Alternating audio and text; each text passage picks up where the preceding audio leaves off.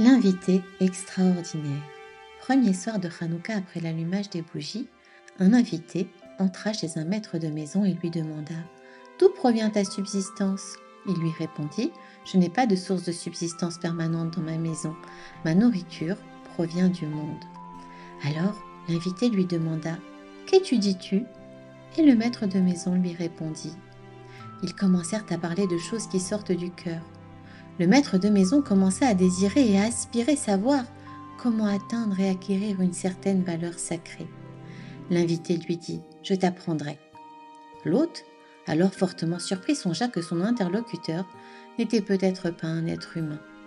Mais il se ravisa en voyant qu'il lui parlait comme le font tous les hommes.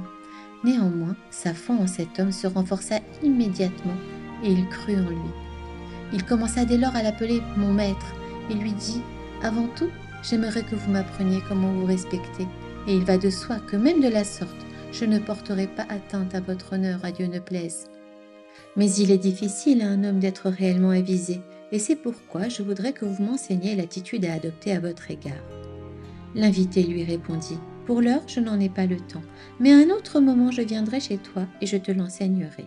À présent, je dois partir. » Son hôte lui dit « À ce sujet aussi, il faut que vous m'appreniez sur quelle distance je me dois de vous raccompagner. » Il répondit « Jusqu'après la porte d'entrée. » Le maître de maison se mit à réfléchir. « Comment vais-je sortir avec lui? Car pour l'instant je suis entouré d'autres personnes, et si je sors seul avec lui, qui sait qui est cet homme ?» Il confia à son invité « J'ai peur de sortir avec vous. » L'invité rétorqua « Puisque je peux t'enseigner de telles choses, si mon bon vouloir était de te faire quoi que ce soit, même ici dans cette pièce, qui m'en empêcherait ?» Et l'homme franchit avec lui la porte d'entrée. Alors l'invité le saisit immédiatement et se mit à voler avec lui. Le maître de maison eut froid et l'invité lui donna un vêtement en lui disant « Prends ce vêtement et tu en tireras profit. Tu auras à boire, à manger, jouiras de tout ce qui est bon et résideras dans ta maison. » Puis il vola avec lui. Sur ces entrefaites, le maître de maison s'aperçut qu'il était chez lui. Il n'arrivait pas à y croire, mais il se vit alors lui-même parler avec d'autres gens, tandis qu'il mangeait et buvait comme tout le monde. Dans le même laps de temps, il regarda encore et se vit voler comme au début. Puis, il s'aperçut qu'il était dans sa maison. Et le voilà à nouveau en train de voler. Et cette scène se répéta à plusieurs reprises pendant un long moment. Ensuite, l'invité le fit descendre entre deux montagnes dans une vallée où il découvrit un livre qui contenait de multiples combinaisons de lettres.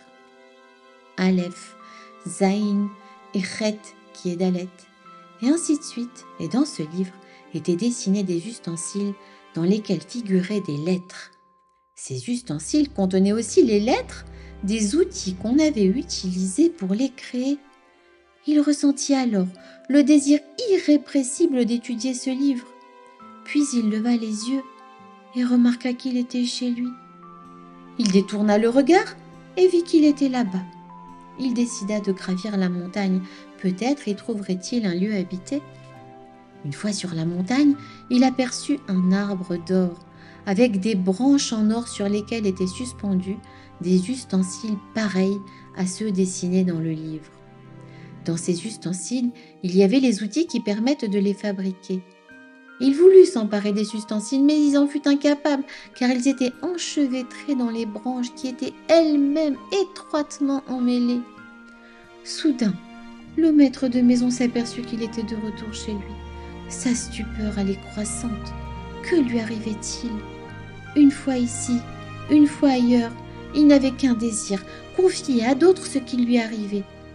Mais comment raconter un tel phénomène sans provoquer l'incrédulité de ses interlocuteurs? Encore plongé dans ses pensées, il vit par la fenêtre l'invité et lui demanda instamment de venir chez lui. Celui-ci lui répondit « Je n'ai pas le temps car je vais chez toi. » Le maître de maison répondit « C'est à mes yeux un véritable prodige en soi. Je me trouve ici, comment prétendez-vous aller chez moi ?» Il lui révéla « Au moment où tu as exprimé ton accord de m'accompagner au-delà du seuil de la porte d'entrée, j'ai pris ta neshama et je lui ai donné une parure de Gan Eden Tarton, de paradis inférieur, et sont restés en toi le principe vital Nefesh et l'esprit Ruach. C'est pourquoi, Lorsque tu attaches ta pensée là-bas, tu es là-bas et tu attires vers toi une lumière qui provient de moi. Et lorsque tu reviens ici, tu es ici. Rabbi Nachman conclut: J'ignore de quel monde il vient, d'un monde qui est bon évidemment, et cette histoire n'est pas encore terminée.